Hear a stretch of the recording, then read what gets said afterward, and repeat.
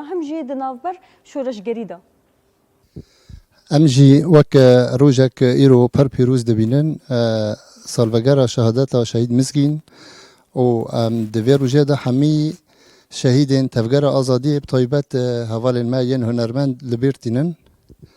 راست هفسنگی گو دنافبری جواکی و دنافبری هنرمندین شورشگردا چیه چوته هنرمند دبی ببن دنگ گلی خو هنرمند کی نبی دنگ گلی خو نکاره دیرو که دا بمینه وانی وید روزانه دا وید درباز ببه هنر یانجی ام بیژن هنر بخو راستیا جواکیه هنرمند پیوسته پیشنگتی جواکی رو بکه بخو پیشنگه اگر هنرمند ارکا خناس بکه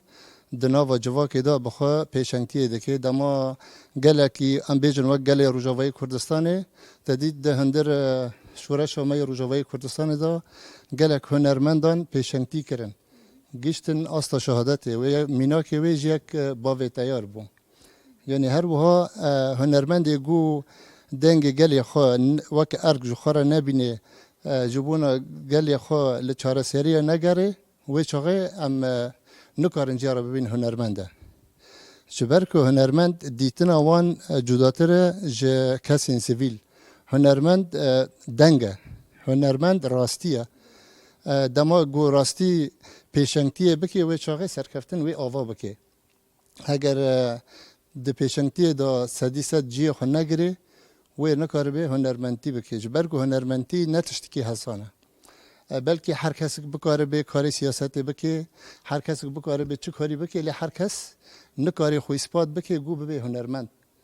به تایبتی جی هنرمند گو شورش دا دمینن یه ناوه وان دمینن یعنی هر کس نکاری خو بگینه و آستی جبر و یکی جی ایرو وک بیران شهید مزگین براستی شهید مزگین جی گلک زمین گلک بنگهن شورشگری آوا کرن لپی خو کروانک ج شهیدان کروانک ج هنرمندان کروانک ج کومان هات آوا کرن دست پیک شهید مزگین شهید صفخان کوما بر خودن آوا کرن ج وان کومناجی جوان کومن هاتن آوا کرن وقت دنگ بدانک چی بی چاو